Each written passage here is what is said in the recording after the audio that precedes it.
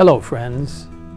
Bonjour chers amis, saviez-vous que l'eau coule à travers les Écritures? Nous le voyons dès le tout début où l'Esprit de Dieu se mouvait au-dessus des eaux, jusqu'à la dernière invitation trouvée en Apocalypse 22, le dernier chapitre de la Bible, et en fait du dernier livre de la Bible, au verset 17. Et l'Esprit et l'Épouse disent « Viens », et que celui qui entend dise « Viens », et que celui qui a soif vienne, que celui qui veut prenne de l'eau de la vie gratuitement. À la fois métaphore et élément naturel, l'eau joue un rôle vital dans la vie elle-même. Spirituellement, Jésus nous offre, comme il l'a fait pour la femme au puits, l'eau de la vie qui deviendra une source d'eau qui jaillira jusque dans la vie éternelle. Nos corps ne peuvent pas survivre plus de 3 à 7 jours sans eau. Lorsque nous ne buvons pas assez d'eau, le corps se déshydrate rapidement, affectant chaque organe, en particulier le cerveau et les reins. Saviez-vous que l'eau représente environ 60 à 70% de votre poids corporel? Chaque système de votre corps dépend de l'eau, en particulier le cerveau. Le docteur Corinne Allen, une chercheuse internationale ayant plus de 30 ans d'expérience, souligne l'importance de l'hydratation pour un fonctionnement optimal du cerveau, soulignant que le cerveau est composé d'environ 85% d'eau. Elle déclare « Les cellules cérébrales ont besoin de 2 fois plus d'énergie que les autres cellules du corps. L'eau fournit cette énergie plus efficacement que toute autre substance. En fait, l'eau est vraiment l'élixir de la vie. Je vous conseille vraiment de vous procurer ce livre, Le ministère de la guérison, et de le lire. Il est puissant. Nous lisons. Pour les malades et pour les bien portants, l'eau pure est l'un des plus précieux bienfaits du ciel. Son emploi judicieux procure la santé. Elle est le breuvage offert par Dieu aux hommes et aux animaux. Buvez-en beaucoup. Elle répond aux besoins de l'organisme et aide la nature à résister à la maladie. Et dans Conseils sur la nutrition et les aliments, nous lisons « Mais s'il s'avère nécessaire d'étancher la soif, l'eau pure est tout ce que demande l'organisme. » Vous voyez, contrairement au café, au thé ou au soda, l'eau pure n'a pas de substances nocives et peut satisfaire la soif mieux que toute autre chose.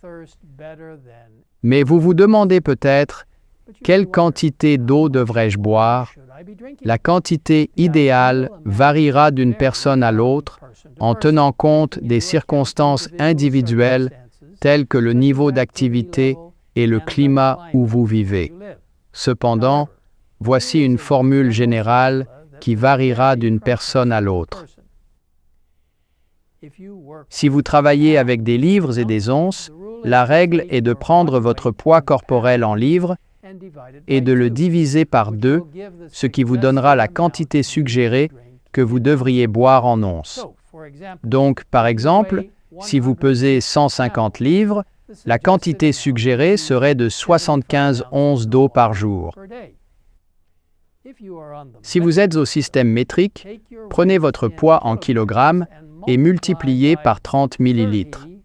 La réponse vous donnera le nombre suggéré de litres d'eau à boire chaque jour. Il est intéressant de noter que l'eau n'est pas seulement bénéfique à l'intérieur de notre corps, mais aussi à l'extérieur. Nous lisons dans Le ministère de la guérison. L'application externe de l'eau est l'un des moyens les plus faciles et les plus satisfaisants pour régulariser la circulation sanguine.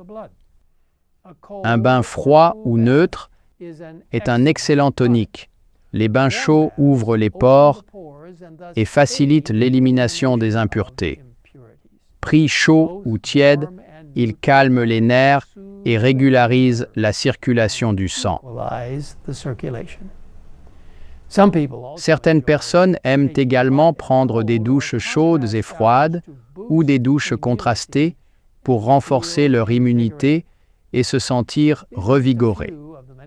Voici quelques-unes des nombreuses façons de profiter de l'eau et de ses merveilleux bienfaits pour une bonne santé. Cette semaine, pourquoi ne pas essayer de boire plus d'eau et voir comment cela vous fait du bien? De plus, vous pourriez également essayer de prendre un bain apaisant ou une douche contrastée revigorante. Ce ne sont là que quelques-unes des façons dont l'eau peut nous faire du bien. Jusqu'à notre prochaine rencontre, que Dieu vous bénisse alors que nous cherchons ensemble une vie plus abondante en lui. Prions ensemble.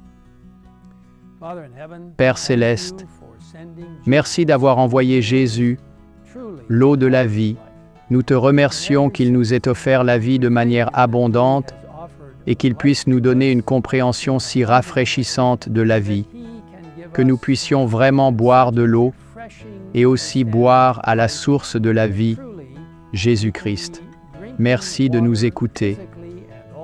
Bénis ceux qui ont besoin de boire plus d'eau. Aide-les à atteindre la quantité appropriée afin que leur corps soit pur et que leurs esprits pensent clairement alors qu'ils sont en relation avec toi. Au nom de Jésus, nous le demandons. Amen. In Jesus' name we ask it. Amen.